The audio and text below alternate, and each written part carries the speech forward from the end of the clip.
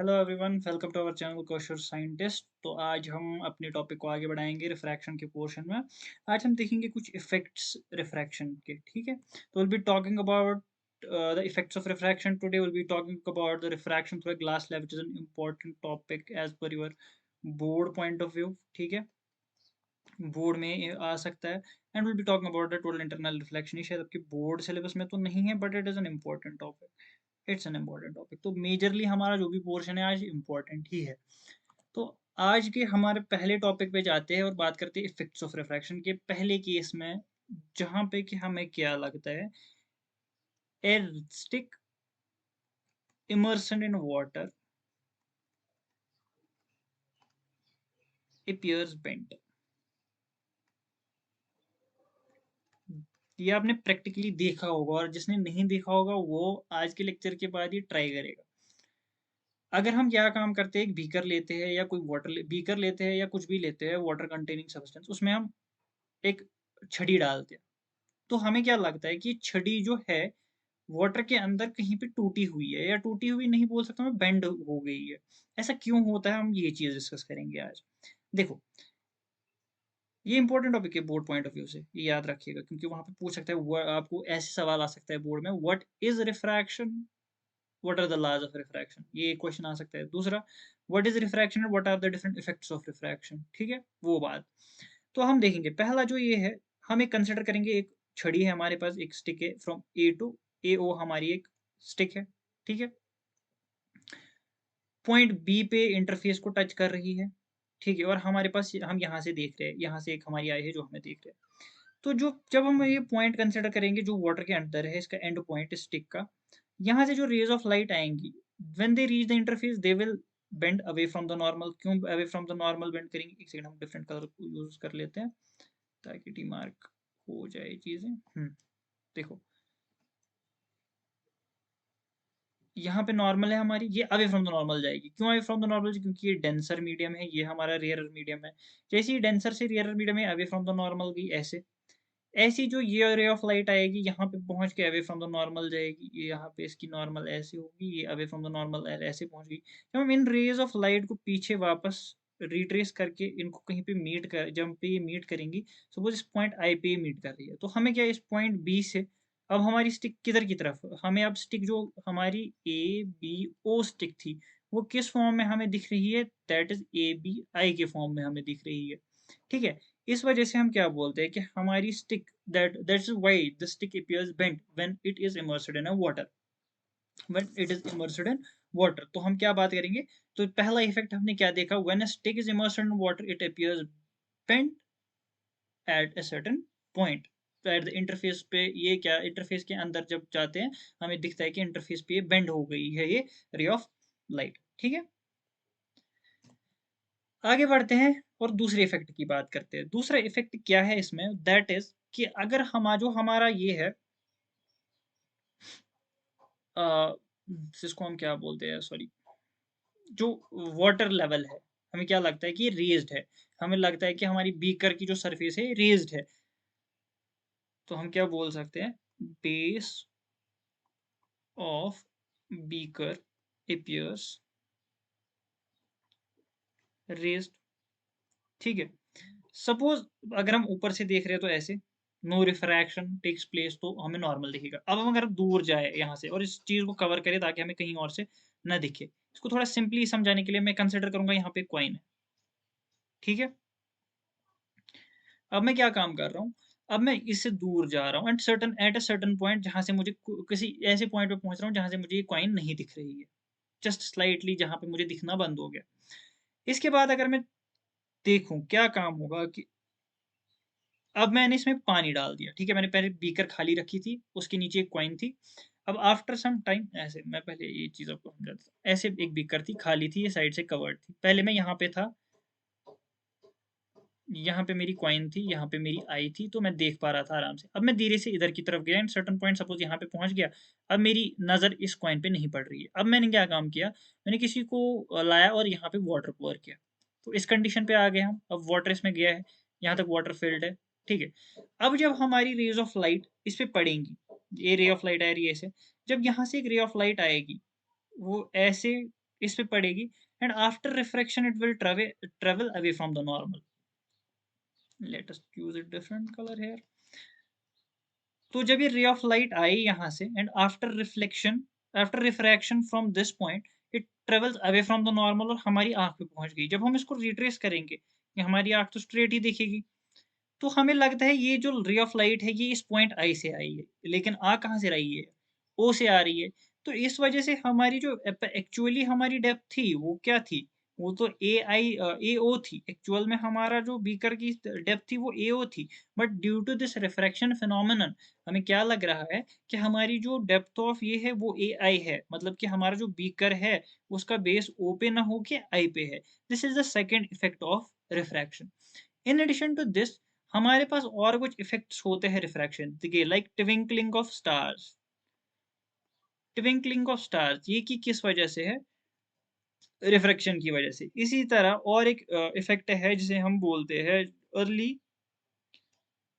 Sunset and sunrise. इनके बारे में हम आगे और डिस्कस करेंगे आई वाले चैप्टर में, human I and the colourful world.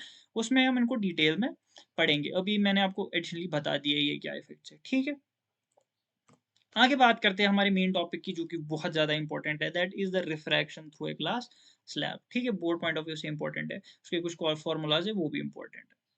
तो देखो, जो हमारी यहाँ पे अगर ये डायग्राम, ये हमारी एक ग्लास स्लैब है. ठीक है, इस पे इंसिडेंट रे ए बी है, ए ई में मान लेता हूँ. एक नॉर्मल एम एन है और एम डैश एन डैश, दो नॉर्मल है दो सरफेसेस पे. एक रे ऑफ लाइट आ रही है from A E. After refraction ये ई एफ पाथ से जा रही है, एंड आफ्टर अनदर रिफ्रैक्शन ये emergent as an emergent ray C D. तो हमारे पास इंसिडेंट रे ए ई लेता हूँ मैं, या ए बी लेता हूँ मैं. फिर हमारे पास रिफ्रैक्टेड रे जो ग्लास स्लैब के अंदर है, दैट इज ई एफ लेता हूं मैं. एंड आफ्टर दिस हमारे पास एक इमर्जेंट रे सी डी लेता हूं मैं. ठीक है, सी डी हमारी इमर्जेंट रे है. अब क्या हो रहा है, हमारे पास जो ये इसके थ्रू रिफ्रैक्शन होती है, यहाँ पे ये है कि जो हमारी इंसिडेंट रे और हमारी इमर्जेंट रे ये दोनों पैरेलल होते हैं. These are parallel. और इनके बीच में कुछ डिस्टेंस होती है जिसको हम लेटरल डिस्प्लेसमेंट बोलते हैं. Lateral displacement. ठीक है, इसको हम लेटरल डिस्प्लेसमेंट बोलते हैं. जो यहाँ पे ये हमारा एंगल है जो नॉर्मल के साथ इंसिडेंट रे बन रहा है, ये एंगल ऑफ इंसिडेंस. जो यहाँ पे ये वाला एंगल है एंगल ऑफ रिफ्रैक्शन, ये फिगर थोड़ी छोटी सी यहाँ पे है. और ये जो हमारा ये इमर्जेंट एंगल है, ये और ये हमारा आर डैश में मान लेता हूँ, ये आर ही होगा. ठीक है, इस चीज को मैं थोड़ा अगर यहाँ पे बना लूँ आपको के लिए,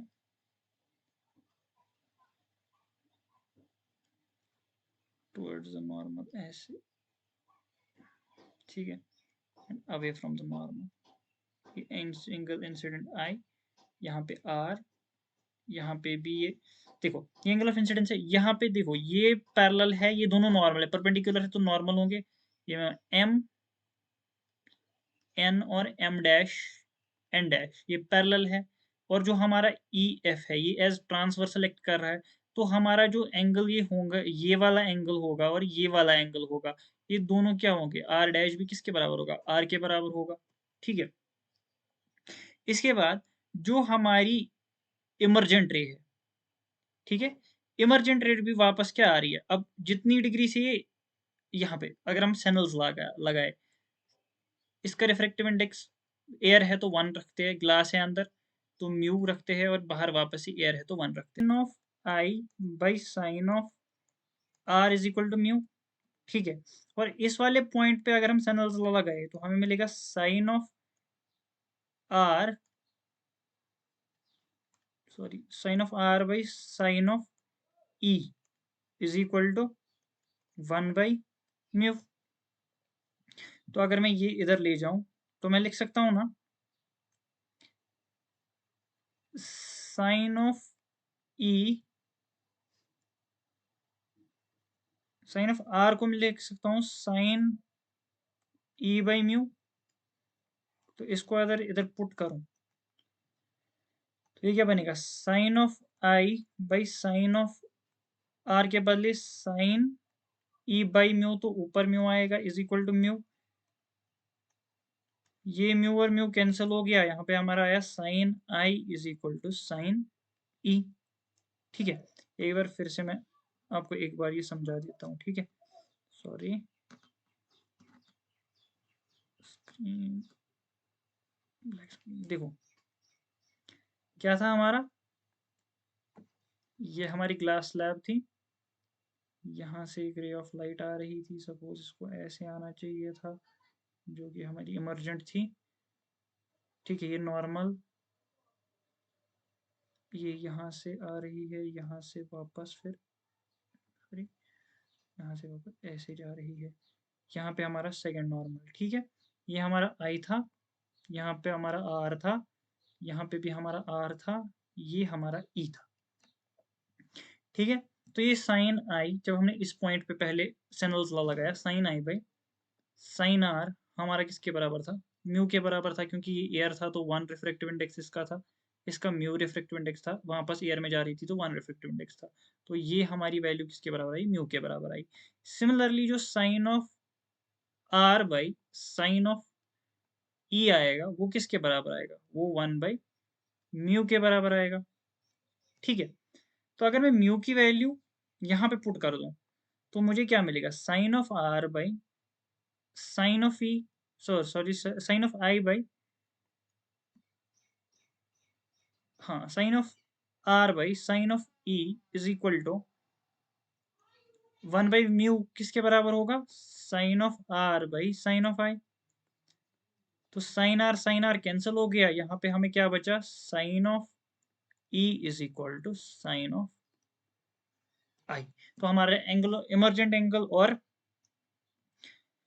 रिफ्लेक्टिंग एंगल, तो हमारे पास फाइनल आंसर क्या आया, sine of i is equal to sine of e, तो मैं बोल सकता हूँ कि angle of incidence is equal to angle of emergence, तो हमारी जो इंसिडेंट रे और इमर्जेंट रे होगी वो एक दूसरे के पैरेलल होंगी, और इनके बीच में जो ये डिस्टेंस डी है जिसको हम लेटरल डिस्प्लेसमेंट बोलते हैं, दिस, और जो हमारे पास ये यहाँ पर ये डिस्प्लेसमेंट डी होगी, ये D will be equal to T sine of I minus are divided by cos of R, ठीक है, divide by cos of R, ठीक है, इसके बराबर होगी। इसको मैं और एक तरीके से लिख सकता हूँ, T sec of R sine of I minus R, ये आई टी क्या है, टी इज द विड्थ या थिकनेस ऑफ द ब्लॉक, ठीक है। ये हमारा refraction through the glass slab था, एक बार मैं फिर से थोड़ा रिवाइज कर देता हूँ। तो हमारे पास ग्लास लैब थी, तो हमने एक इंसिडेंट एंगल पे हमने एक इंसिडेंट रे डाली, जब वो दोनों सरफेस से रिफ्रैक्ट होके आई तो हमने देखा कि हमारा एंगल ऑफ इंसिडेंस और एंगल ऑफ इमर्जेंस सेम था, इस वजह से हम कहते हैं कि हमारी इंसिडेंट रे और इमर्जेंट रे पैरेलल होती है। तो जब भी हम एक रे ऑफ लाइट किसी स्लैब पे इंसिडेंट करते हैं तो वो हमारी पैरेलली निकलती है, और लेकिन वो लेटरली कुछ डिस्टेंस से शिफ्टेड होती है, और उस डिस्टेंस किसके बराबर होती है, t sine of I minus are divided by cos of r, या t sec r sine of I minus r, इसके बराबर होती है। इसके बाद जो हम बात करेंगे that will be N important topic, that is a total internal reflection, आपके ओलंपियाड लेवल से बहुत इंपॉर्टेंट है क्योंकि इससे बहुत अच्छे सवाल बनते हैं, ठीक है। तो हमने क्या केसेस देखे थे, हमने केस देखा था कि जब डेंसर से रेयरर मीडियम में हमारी रे ऑफ लाइट जाती है, वो क्या होती है, वो अवे फ्रॉम द नॉर्मल जाती है, अवे फ्रॉम नॉर्मल। अब हम इसी केस को थोड़ा ये करेंगे, तो जब हमने एक इंसिडेंट रे किसी एंगल पे डाली, सपोज ऐसे डाली, ठीक, तो इस तरीके से रिफ्लेक्ट हुई, जब हम और इससे दूर चले गए तो ये थोड़ा और, सपोज हम यहाँ पे आ गए तो यहाँ पे आ गई, क्योंकि देखो हमारे पास म्यू अभी कांस्टेंट रह रहा है, we know sine of I by sine of R is equal to mu of, ये n2 है अभी हमारा, ये n1 है, तो मैं लिख सकता हूँ n2 डिवाइड बाई n1, ऊपर के हिसाब से ही चल रहा हूँ मैं, तो ये कांस्टेंट है अभी। अगर हम आई बढ़ा रहे हैं, ये मैं इधर ले जाऊं तो ये बनेगा sine I is equal to constant times sine of R. ठीक है, तो अगर मैं आई बढ़ा रहा हूं हमारा आर भी बढ़ता जाएगा। And at a certain angle ये क्या होगा, ये इसके पैरेलल, इस इंटरफेस के पैरेलल चलेगा, और इस एंगल को हम बोलते हैं क्रिटिकल एंगल। इसको हम क्या बोलते हैं, क्रिटिकल एंगल। वो any the angle, critical angle को हमें डिफाइन करना होगा, the angle eight which reflected ray refracted रे travels parallel to interface, ये along the interface, पैरेलल के बदले में along the interface, उस एंगल को हम बोलते हैं क्या, क्रिटिकल एंगल। या हम इसको दूसरे डिफाइन इस तरीके से करते हैं, the angle of incidence, the angle of incidence at which angle of refraction is equal to 90 degree.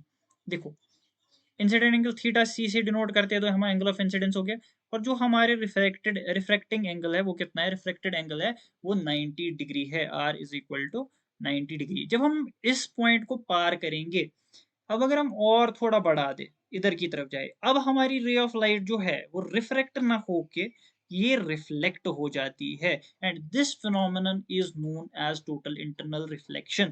The point after certain angle, after the angle of theta c, when the incident angle exceeds the critical angle, the ray of light bounces back into the same medium, and this phenomenon of light is known as total internal reflection. The angle of incident is known as total internal reflection. This phenomenon is known as total internal reflection. तो इस चीज को अगर मैं ये देखूं तो क्या था कि ऐसे था, यहाँ पे ऐसे पैरेलल आ गया, ये हमारी नॉर्मल है, ये थीटा सी थी, ठीक है, और ये हमारा R is equal to 90 degree. ये हमारा सपोज एयर था, अभी मैं एयर ही ले लेता हूँ, mu one is equal to one, और ये हमारा mu one is equal to कुछ म्यू के बराबर है। ठीक है, from the Snell's law sine of theta C by sine of R is equal to one by mu, वही आएगा। तो sine of theta C by sine R that is equal to sine of 90 degree is equal to 1 by mu, which implies sin theta c is equal to 1 by mu. तो यहां से हम अपना critical angle निकाल सकते हैं, तो हम क्या बोलेंगे, जो साइन ऑफ क्रिटिकल एंगल होता है that is equal to the reciprocal of, that is equal to the reciprocal of the refractive index of the medium, relative refractive index of the medium. It's not like कि हमारे पास air ही होगा हमेशा। अगर हमारे पास अब in case suppose हम यहाँ पे कुछ म्यू वन ले लेते, म्यू टू ले लेते हैं, यहाँ पे म्यू वन ले लेते हैं, उन केस में, उस केस में हमारा ये क्या होगा, sine of theta C is with sine of 90 degree is equal to mu two by mu one. ठीक है, तो ये हमारा बनेगा two with respect to one, ऐसे बनेगा। ठीक है, तो this is the case, this is the total interval. इस पे सवाल बनते हैं हमारे पास। ठीक है, डिफरेंट टाइप ऑफ। इसके बाद एक चीज आप काम करिएगा, डिफरेंट इसके आप ये देखिएगा refractive indexes with respect to air. आप absolute refractive index suppose mu of glass वो कितना होता है, 1.5 होता है, म्यू ऑफ वाटर होता है 1.33, ऐसा कुछ होता है। ठीक है, ये आप थोड़ा याद, इन दो को इन दो का ही आप याद रख लो बेसिकली। इसको मैं अगर इसके टर्म्स में लिखूं, ये 3/2 होता है, ये 4/3 होता है, ये कितना होता है, ये 4/3 होता है। तो टोटल इंटरनल रिफ्लेक्शन आपको समझ हो गया होगा। एक बार फिर से रिपीट, हम जितना भी दूर जाएंगे, जब भी इंसिडेंट रे किसी पे पड़ती है, from denser to rarer medium जाती है, तो हमारा रे ऑफ लाइट क्या अवे फ्रॉम द नॉर्मल चला जाता है। जितना हम एंगल ऑफ इंसिडेंस बढ़ाएंगे उतना हमारा एंगल ऑफ रिफ्रैक्शन भी बढ़ता जाएगा। एट ए सर्टेन पॉइंट हमारे उस एंगल ऑफ इंसिडेंस पे जहाँ पे हमारी रे रिफ्रैक्टेड रे अलोंग द सर इंटरफेस जाएगी, उसको हम क्रिटिकल एंगल बोलते हैं। And after this critical angle, when we exceed this critical angle, हमारे जो रिफ्रैक्टेड हमारा फिनोमेना ऑफ रिफ्रैक्शन ना होके अब ये क्या रिफ्लेक्शन दिखाता है, उस इस फिनोमेनन को हम टोटल इंटरनल रिफ्लेक्शन बोलते हैं, टोटल इंटरनल रिफ्लेक्शन बोलते हैं। और हम एक क्रिटिकल एंगल कैसे निकालते हैं वो हमने देखा है, the formula was sin of theta c is equal to 1 by mu, या हम मैं बोल सकता हूँ फिर यहाँ पे theta C is equal to sine inverse 1/μ। ठीक, जी ये चीज़ें हमने देखी। तो हमने हमारे पास नेसेसरी कंडीशन क्या है टोटल इंटरनल रिफ्लेक्शन होने के लिए? जो रे ऑफ लाइट है वो डेंसर से रेयरर मीडियम में जानी चाहिए। एंड सेकंड कंडीशन इज़ जो हमारा इंसिडेंट एंगल हो that should be greater than the critical angle, that should be greater than the critical angle. ये 2 इंपॉर्टेंट कंडीशंस है टोटल इंटरनल रिफ्लेक्शन होने के लिए। ठीक है, थैंक यू। आज का टॉपिक यहीं पे समाप्त होता है। हमारे चैनल को सब्सक्राइब कीजिए, इसको शेयर कीजिए बाकी फ्रेंड्स में, ताकि हमारा जो कंटेंट बहुत बच्चों तक पहुँचे। और जो भी डाउट हो कमेंट सेक्शन में कीजिए, कमेंट कीजिए। Will be solving your doubts and taking your queries as well. Thank you.